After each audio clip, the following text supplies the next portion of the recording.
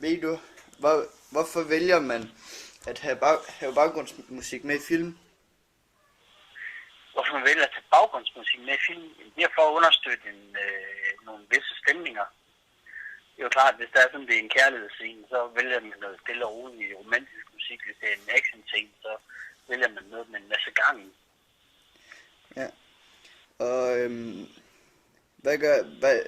ja, det har du så lige svaret på, men hvad gør baggrundsmusikken? Hvad siger du? Det næste spørgsmål, det har du svaret på, men det var bare, hvad gør baggrundsmusikken? Ja, det var det der med at skabe stemninger.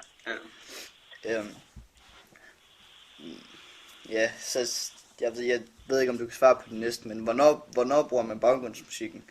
Altså, hvornår ved man? Hvornår ved, ham der har skrevet det, hvordan ved han, hvornår det skal ind? Det ved jeg faktisk ikke lige. Altså, det ved man jo, når noget man synes, at scenen den mangler et eller andet. Der er jo film, der er lavet helt uden musik, og der er også nogen, der er plastret ind i musik.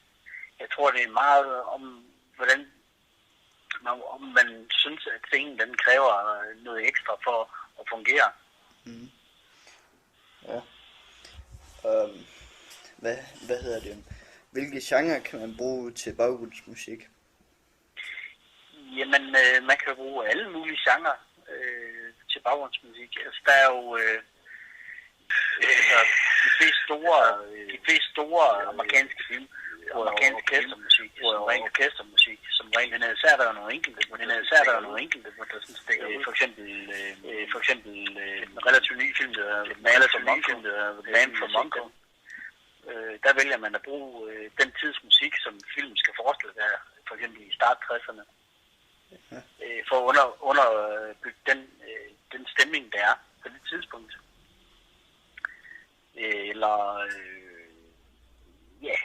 Det var egentlig et okay eksempel. Der er for eksempel også en film med Heath Ledger, hvor den hedder Knight's Tale, tror jeg nok, hvor han udgiver sig for at være ridder. Der går man også fuldstændig en modsat bane, hvor man vælger for eksempel at bruge noget musik fra Queen i en ridderhistorie, altså der skal foregå at være for Robin Hoods tid. Ikke? Altså nogle gange så går man sådan lidt nye veje, og det er smart fedt, for at det ikke hele tiden skal være sådan noget symfoniorkester med hele tiden. Ja. Men symfoniorkestermusik er jo skide godt, fordi der kan du skabe alle stemninger med de samme instrumenter, også, hvor det er stille og roligt. Kan du køre nogle violiner, hvis det er virkelig der kommer King Kong brager ind i en skyskraber, så bruger du paukerne og trommer og masser af blæser og sådan noget. Så derfor er det jo mere alsidigt, kan man sige. Ja. Hvordan ved lyddesigneren eller instruktøren, at de ligesom har valgt det rigtige musik? Gør de et eller andet specielt for ligesom at finde ud af, hvad for noget musik de skal bruge? Jeg tror, det er jo igen et spørgsmål om smag. Altså, som regel, hvis man laver en film, så har instruktøren jo så lavet et samarbejde med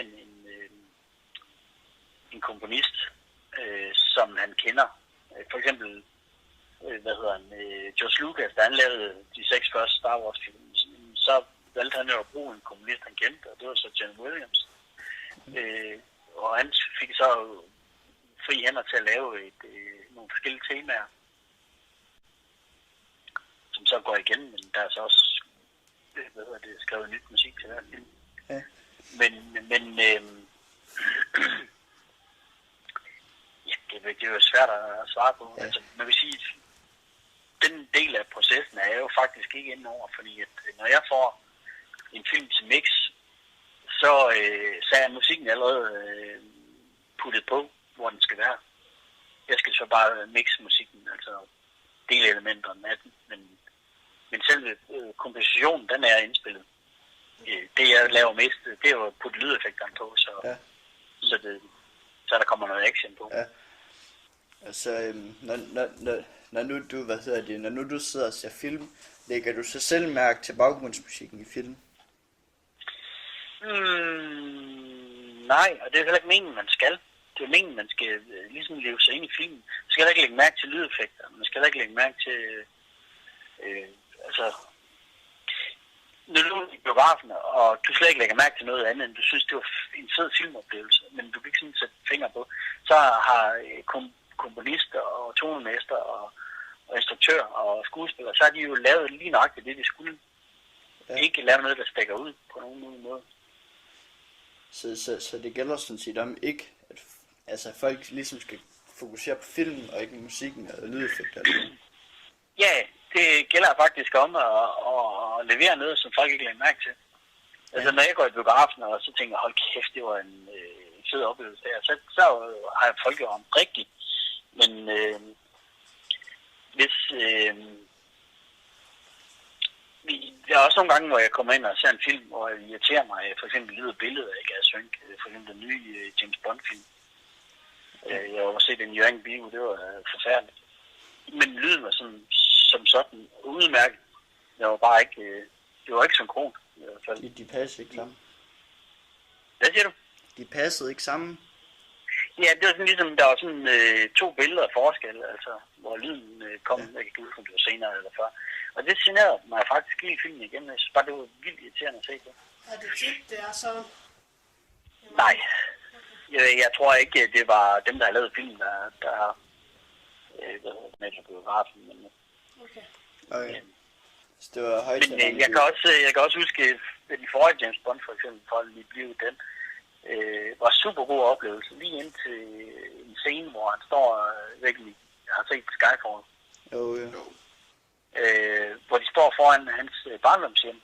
Der er sådan et skilt, der står Skyfall, så står det gamle hus i baggrunden. Der har James Bond en replik.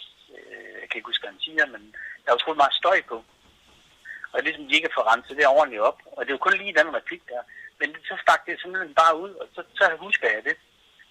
Men det er nok også, fordi jeg sådan er skadet af, at det er det, jeg skal lave hver dag. For at det irriterer hørelsen, når man hører det. Ja, men det er der er jo noget, man lige pludselig lægger mærke til, og det er jo som regel også, fordi det enten er dårligt. Jeg har også nogle gange lagt mærke til nogle film, måske ikke så kæmpe budgetter, men hvor de har overdrevet lydeffekterne for meget, hvor man bare tænker, at det der passer jo ikke rigtig sammen med billederne. Det er jo det skal.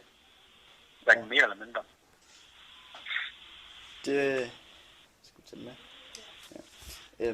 Og så er der noget med stumfilm. Om du ved, hvorfor det er, der er baggrundsmusik i stumfilm? Jamen, det er jo også for at underbygge stemningen. Fordi at stumfilm er jo fra en tid, hvor man ikke har opfundet nogle mulige måder at lave lyd på filmen. Og så sad der jo enten en pianist eller et helt orkester og spillede til filmen. Efter, og så dirigenten sådan dirigerede så efter stemningen.